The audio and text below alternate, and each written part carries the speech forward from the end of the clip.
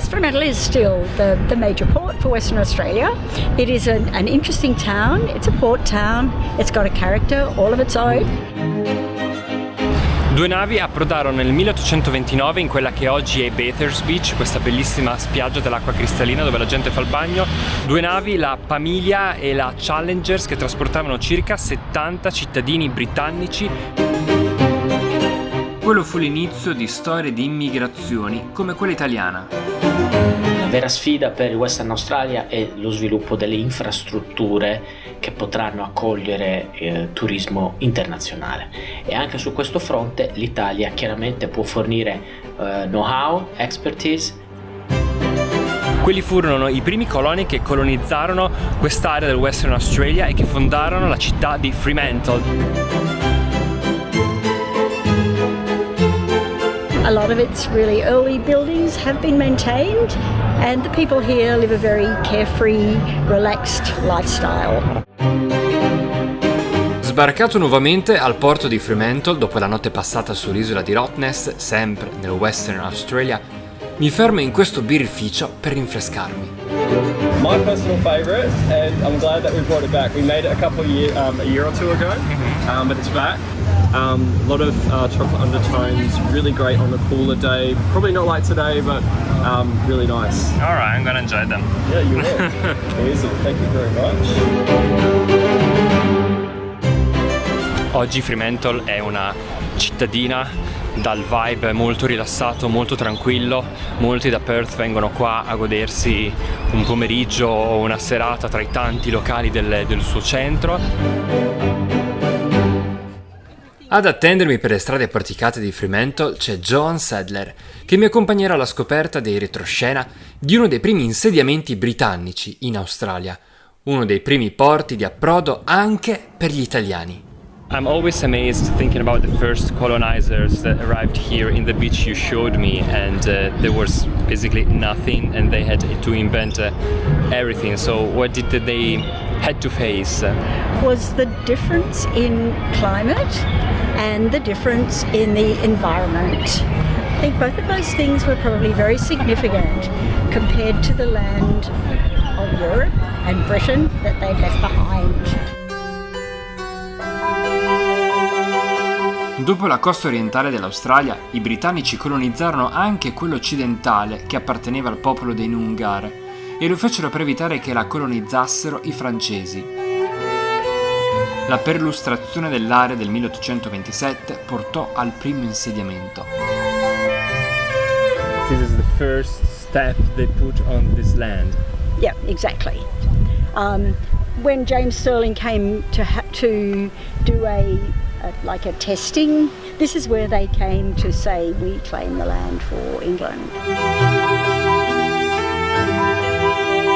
Pensavano di avere a che fare con una terra fertile, in realtà così paludosa, sabbiosa, non era veramente adatta alla fondazione di una nuova città. Inizialmente l'economia dei primi coloni era basata sull'agricoltura, il legname, il commercio di olio di balena. From 1829 till 1850, the population grew very slowly. The land wasn't as fertile as had been earlier expected. Fu allora che il governo locale chiese al Regno Unito di inviare prigionieri. In 15 anni ne arrivarono 10.000 e costruirono ponti e strade. Fremantle può contare su un bene patrimonio UNESCO che è la sua prigione. La prigione è stata chiusa nel 1991. Il tour all'interno è stato molto interessante, non posso mostrarvelo perché non si possono fare video all'interno, ho fatto solo alcune foto.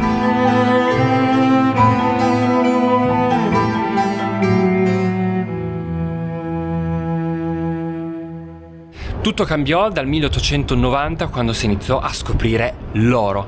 And then the gold rush started and it all changed. That's right. 1890s when gold was discovered that made a really impact on the economy here. La zecca di Perth, la Perth Mint, è una delle zecche più antiche e prestigiose al mondo, fondata proprio nel cuore della corsa all'oro. Believe it or not, the Queen loved this toy so much back in 2012. She wanted us to give it to her for free. L'oro cambiò il volto di Perth e anche di Fremantle. Divenne una cittadina arricchita da architetture ottocentesche bellissime, di ottima fattura sia dal punto di vista compositivo che delle decorazioni, così come gli interni, gli hotel. So at the very beginning it was a British colony, very British, and it became multicultural since when? Probably the first multicultural import would have been the Italian and Greek fishermen that came to the city of Fremantle in the 1870s. Right. Their lifestyle was fairly impoverished in Europe, so they came to start a new life and brought with them all their fishing skills, and they became a very significant contributor to life here. So that changed the identity of the place, so it started to become a multicultural community, as all Australia became.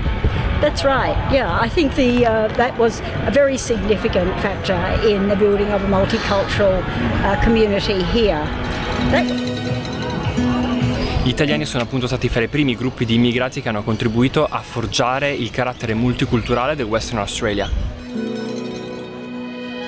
È una comunità molto numerosa che ha popolato il Western Australia a partire dalla prima corsa all'oro alla fine del 1800 e che poi appunto ha visto una vera e propria immigrazione di massa a partire dalla fine della Seconda Guerra Mondiale.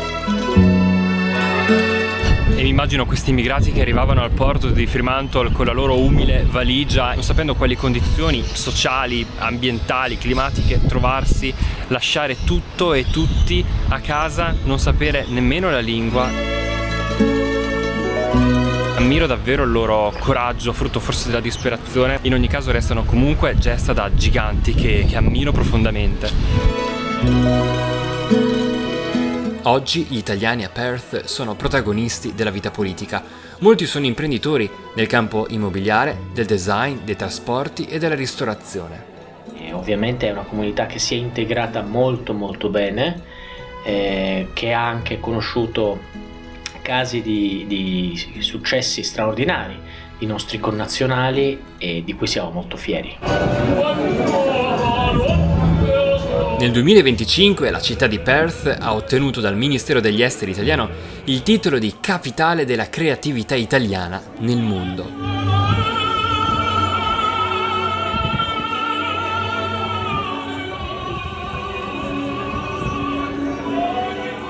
Un esempio di quanto gli italiani abbiano contribuito a forgiare Perth e il Western Australia? Un sobborgo dal nome decisamente italiano. Anche questa mattina ho preso la bicicletta dall'hotel per andare a sperimentare qualche suburb, qualche quartiere fuori dal centro di Perth. Qui sono nella città di Subiaco, come la Subiaco che ho visitato, che tra l'altro ho raccontato anche in un episodio di Reporter in Valigia, quello sul Lazio. La Subiaco laziale è uno dei luoghi di culto più importanti per i benedettini. I monaci dell'ordine, proprio su questo suolo australiano, fondarono nel 1851 un monastero che diede il nome alla successiva municipalità.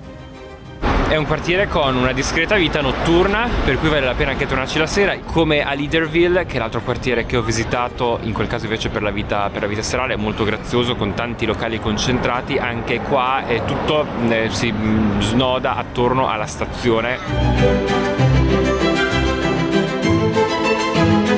Anche qua architettura coloniale ottocentesca, tanti hotel nell'Ottocento, in questa che era una terra di tanta gente di passaggio. Tutto il porto di Perth portava qua gente da tutto il mondo che doveva soggiornare.